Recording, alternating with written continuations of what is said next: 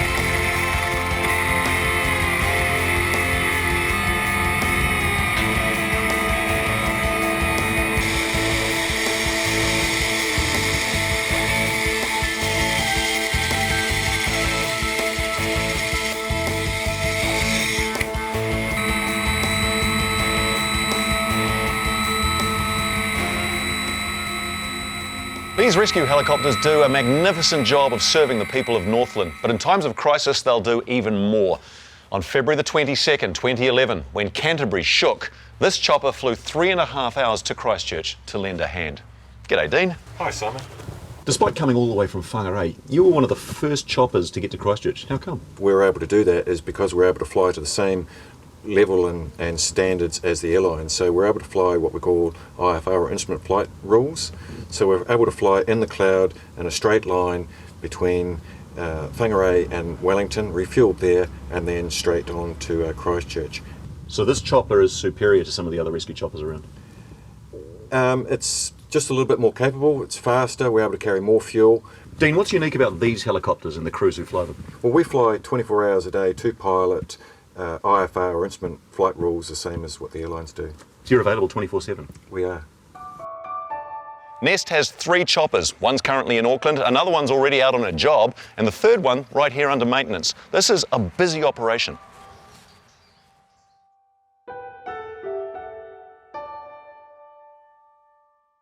It all began in 1988 with a Bell Jet Ranger. Then came the Squirrel. Since then, it's been onward and upward for the service with a range of bigger and better machines.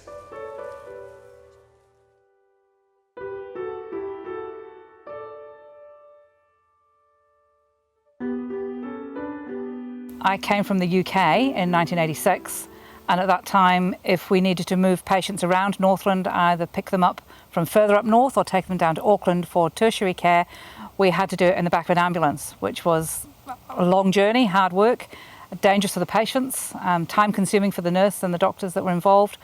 Initially, we used some small fixed-wing aeroplanes. We used the Cessna, we used the de Havilland Dove out at the airport, which were all interesting things to do and challenging, and we developed a lot of shortcuts, but it was still an ambulance from the hospital to the airfield, do the flight. Then we'd land in Auckland Airport. We then had to get an ambulance from Whangarei into either Auckland or wherever we were heading next. And that all became, again, what should have been a short trip would turn into a 2-hour journey. 2 hours for a really critically ill patient when there's lots of things happening with them is a long time. I often look at the helicopter and think that we can get from one end of our territory to the other in about an hour and a half, but it would take about 6 hours of driving in a car. Northland is challenging territory. There are steep hills and deep valleys, a rugged coastline, farming and forestry. All of this means that a rescue helicopter is absolutely critical.